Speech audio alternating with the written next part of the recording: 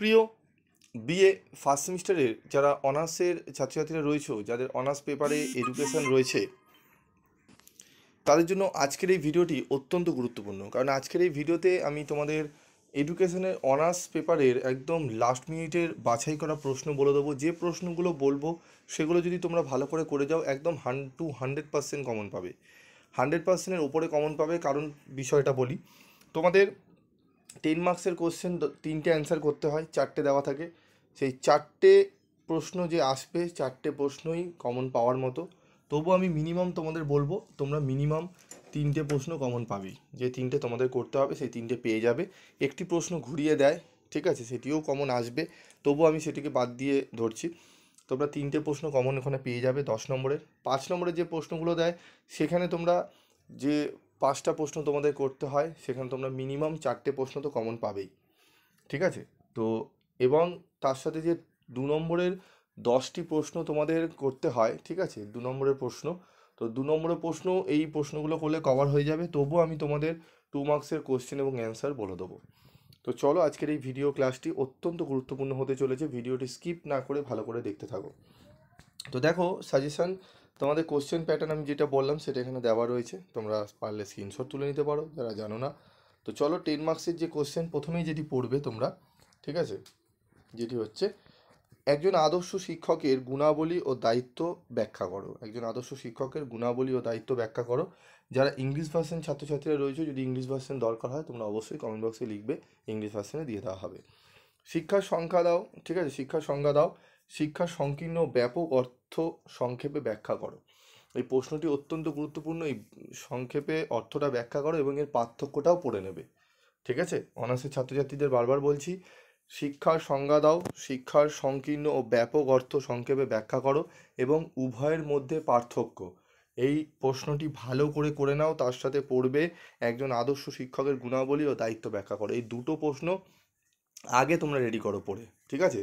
তারপর প্রশ্নপত্র খুলেই তোমরা মজাটা বুঝতে পারবে, ঠিক আছে। তারপর দেখবে যে প্রশ্নটি দেখতে পারবে হয়তো, ঠিক আছে, সেটি হচ্ছে তোমাদের কিন্ডার গার্ডেন এবং মন্টেসরি পদ্ধতির মধ্যে প্রভেদ বা পার্থক্য আলোচনা করো। এটিও গুরুত্বপূর্ণ। তারপর যেই প্রশ্নটি গুরুত্বপূর্ণ, প্রথাগত, অপ্রথাগত ও প্রথা বহির্ভূত শিক্ষা ব্যবস্থার তুলনামূলক আলোচনা করো, ঠিক আছে। এই 4টি প্রশ্ন অবশ্যই খুব গুরুত্ব সহকারে পড়বে। এর সাথে আরও 2টি প্রশ্ন পড়লে আশা করি তোমরা অনেকটাই উপকৃত হবে, ঠিক আছে। চলো দেখে নিই আমাদের আর পরের প্রশ্ন কি রয়েছে।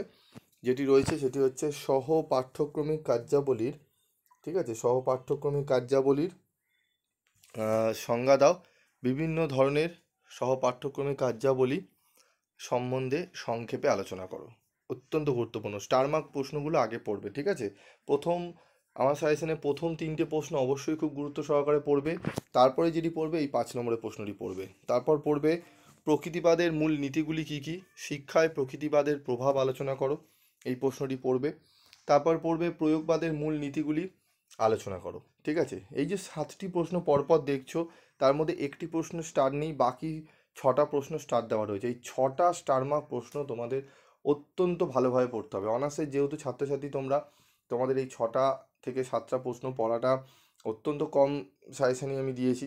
অনার্সে জানো অনেকটাই পড়তে হয়। আমি তোমাদের যা পড়েছো, অনেকে পুরো বই ভালো করে পড়েছো, পড়া আছে, অবশ্যই খুব ভালো করেছো। কারণ এডুকেশন অনার্স নেওয়া মানে এডুকেশন সম্বন্ধে ভালো করে জানা, ঠিক আছে।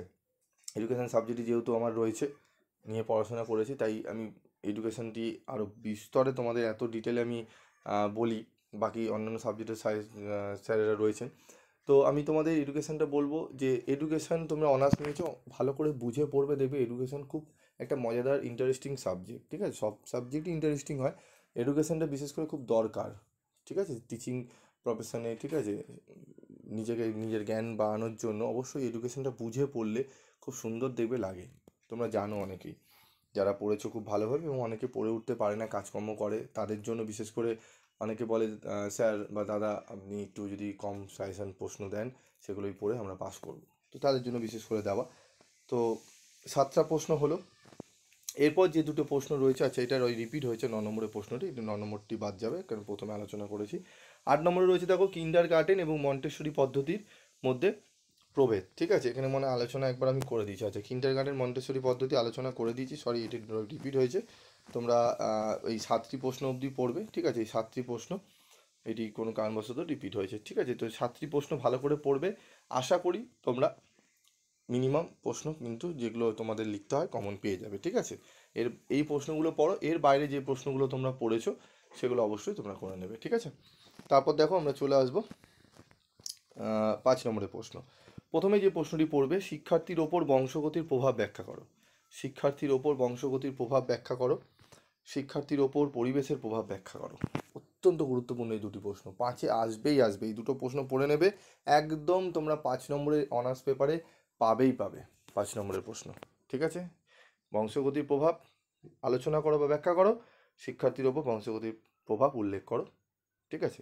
দুটো প্রশ্ন ভালো করে পড়ে নিও, একদম একটা আসবেই আসবে একদম, ঠিক আছে, গ্যারেন্টি একদম আসবেই। তারপর যে প্রশ্নটি অত্যন্ত আসার সম্ভাবনা বেশি, মন্তেশ্বরী শিক্ষা ব্যবস্থার প্রধান বৈশিষ্ট্যগুলি উল্লেখ করো। আধুনিক শিক্ষায় শিশু কেন্দ্রিকতার তাৎপর্য উল্লেখ করো। শিশুকেন্দ্রিক শিক্ষা ব্যবস্থার 5টি বৈশিষ্ট্য, এর সাথেই পড়ে নেবে। শিশুকেন্দ্রিক শিক্ষা কাকে বলে, এর বৈশিষ্ট্য এবং তাৎপর্য পড়ে নিলে একদম 5 নম্বরের 100% এখান থেকেও তোমরা কমন পেয়ে যাবে। তার মানে এই যে 1, 2, 3, 4 এই 4টে প্রশ্ন যে বললাম, এই 4টে প্রশ্ন পড়ে নিলে তোমরা মিনিমাম 2 থেকে 3টে 5 নম্বর কভার হয়ে যাবে। শুধু 5 নম্বরও না, 2 মার্কসেরও নম্বর কিন্তু কভার হয়ে যাবে। হয়তো দিতে পারে তোমাকে যে মন্টেসরি শিক্ষা ব্যবস্থার 2টি বৈশিষ্ট্য লেখো, ঠিক আছে। শিক্ষার্থীর ওপর বংশগতির 2টি প্রভাব উল্লেখ করো, ঠিক আছে। দিতে পারে শিশুকেন্দ্রিক শিক্ষা ব্যবস্থার 2টি বৈশিষ্ট্য উল্লেখ করো। আধুনিক শিক্ষায় শিশুকেন্দ্রিকতা 2টি তাৎপর্য উল্লেখ করো। এরকমও প্রশ্ন কিন্তু দিতে পারে, তাই বারবার বলছি ভালো করে পড়বে। তবু আমি 2 মার্কসে তোমাদের কোশ্চেন অ্যান্সার নিয়ে আলোচনা করব, এবং প্রত্যেকটি ক্লাস আমার তোমরা ফলো রাখবে, ঠিক আছে। কারণ আমরা এডুকেশন নিয়ে পড়াশোনা করেছি, এডুকেশনে, ঠিক আছে। তো সেই বিষয় নিয়ে তোমাদের আলোচনা করি, এবং তোমরা যারা দেখবে পুরনো যে চ্যানেলগুলো রয়েছে সেগুলোকে ফলো রাখবে, অনেকটাই তোমরা দেখবে উপকৃত হবে। এবং তোমাদের দেখবে ফ্রি অফ কস্টেও কিন্তু নোটস আমরা প্রোভাইড করে দিই। তো একটু তোমরা যদি সাথে থাকো, খুব ভালো লাগে যে না, ছাত্রছাত্রীরা রয়েছে, তাদের জন্য অক্লান্ত পরিশ্রম আমরা করি, ঠিক আছে। তো একটু বন্ধুদের মধ্যে ভিডিওগুলো শেয়ার করে দেবে, যাতে প্রত্যেকে উপকার পেতে পারে। তারপর রয়েছে দেখো ডেলর কমিশন, একদম মানে 4টে থেকে 5টা স্টার কোশ্চেন এটি। ডেলর কমিশনের সুপারিশ অনুসারে শিক্ষার 4টি স্তম্ভের তাৎপর্য লেখো, অথবা ডেলর কমিশনের সুপারিশ অনুসারে জানার জন্য শিক্ষার তাৎপর্য লেখো, ঠিক আছে। এই মানে 4টি স্তম্ভের তাৎপর্য আলোচনা মানে পড়ে নেবে অল্প অল্প করে, 4টে পয়েন্ট করে। এর মধ্যে থেকে এই প্রশ্নটা তুলে দিতে পারে, ডেলর কমিশনের সুপারিশ অনুসারে জানার জন্য শিক্ষার তাৎপর্য লেখো, এই প্রশ্নটি দিতে পারে। আরেকটি প্রশ্ন রয়েছে খেলা ও কাজের মধ্যে যে কোনো 5টি পার্থক্য লেখো। 6টি প্রশ্ন। 7 নম্বর রয়েছে পাঠ্যক্রমের ধারণা দাও। 8 নম্বরে রয়েছে সহ পাঠ্যক্রমিক কার্যাবলীর উদ্দেশ্যগুলি কী কী। 9 রয়েছে প্রকৃতিবাদ বলতে কী বোঝো, প্রকৃতিবাদ অনুযায়ী শিক্ষার যে কোনো 3টি লক্ষ্য লেখো, ঠিক আছে।